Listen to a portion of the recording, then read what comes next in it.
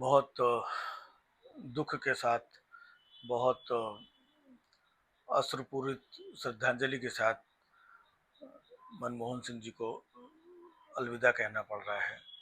हमारे बीच में नहीं रहे।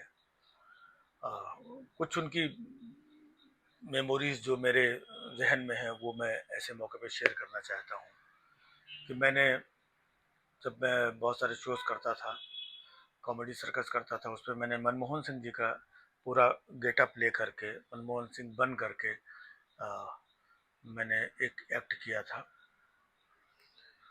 और बहुत कुछ हंसी मजाक किया था। और हमेशा उनके बारे में ये बोला जाता था, हम लोग भी बोलते थे, बहुत सारे लोग बोलते थे कि वो बोलते नहीं हैं, बोलते नहीं हैं, है ना।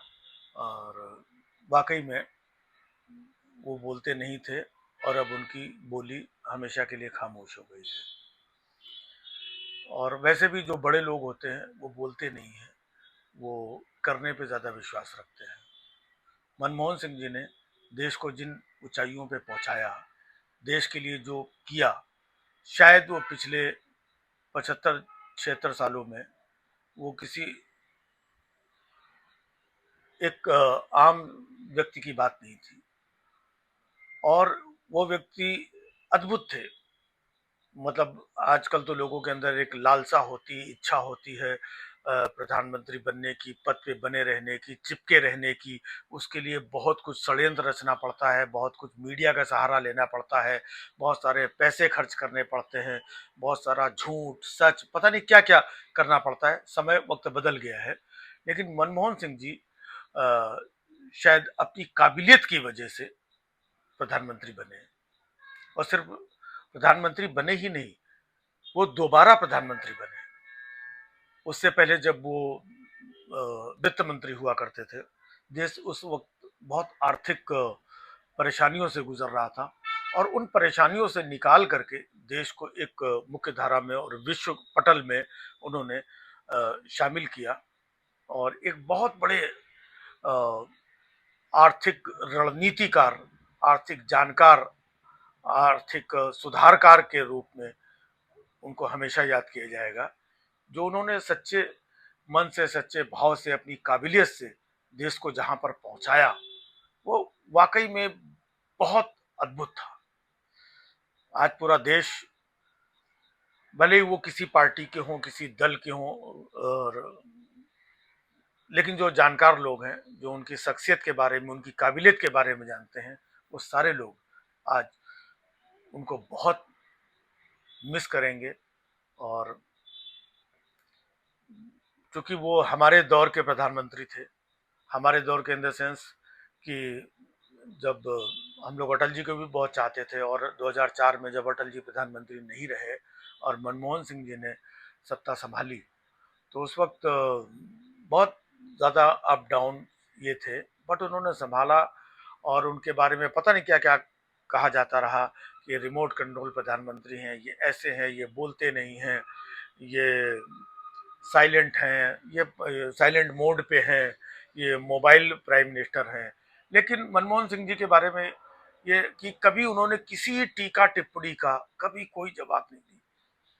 उनके बारे में आप एक बात नहीं बता सकते कभी उन्होंने कोई गलत बात की हो, कभी उन्होंने कोई गलत टिप्पणी की हो, कभी उन्होंने किसी प्रतिद्वंदी के ऊपर कोई गलत प्रहार किया हो। कितने अद्भुत व्यक्तित्व थे। आज छोटे छोटे चुनावों में कौन किसके ऊपर क्या क्या टीका टिप्पणी और क्या क्या झूठ फरेब, अच्छा बुरा क्या क्या बोलता है।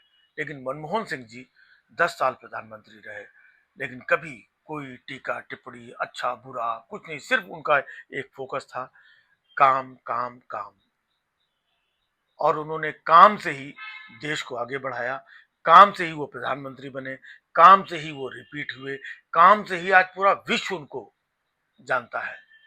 और उन्होंने विश्व पटल पे भारत को एक नए लेवल पे लेकर के गए। ऐसे अद्भुत प्रधानमंत्री डॉक्टर मनमोहन सिंह जी को मेरी भावपूर्वक, आदरपूर्वक, श्रद्धापूर्वक श्रद्धांजलि अर्पित करता हूं मैं। ऐसे विरले बहुत कम जन्म लेते हैं जिन्होंने भारत में जन्म लेकर के और भारत के शीर्ष पद को की जिम्मेदारी संभालते हुए भारत को एक शीर्ष स्थल पे पहुंचाया, ऐसे अद्भुत व्यक्ति को मेरा कोटि कोटि नमन है और ढेरों श्रद्धांजलि है। मनमोहन सिंह जी, आप जहाँ कहीं भी हों, पूरे देश को आशीर्वाद देते रहिए और हमारा देश उन चीज़ों में जहाँ कहीं फंसा है या जब कभी मुसीबत हो, आप जहाँ कहीं हो वहाँ से मार्गदर्शन करते रहिए। और कभी ऐसा नहीं लगा, खुल करके उनके बारे में जोक्स बोलते थे, उनका गेटअप लेकर के काम करते थे, कभी किसी ने कुछ भी नहीं बोला, कुछ भी नहीं कहा। इतने जोक्स शायद किसी प्रधानमंत्री के ऊपर बने होंगे, इतने चुटकुले, इतने, तब तो मीम्स वगैरह का जमाना नहीं था, लोग सीधे सीधे सब कुछ बोलते थे। लेकिन कभी आ, उनकी तरफ से, उनकी टीम की तरफ से कभी कोई रिएक्शन नहीं आया। हंसने बोलने का सिलसिला, उनके ज़माने में जितना खुलापन था, जितनी स्वच्छंदता थी, और जिस सीधे तरीके से हम लोगों ने क्या क्या नहीं बोला, हास्य व्यंग, कभी कोई दिक्कत तकलीफ चीज़ें रिएक्शन कभी कुछ नहीं आया। ऐसी महान शख्सियत को कोटि कोटि वंदन, कोटि कोटि श्रद्धांजलि, कोटि कोटि नमन।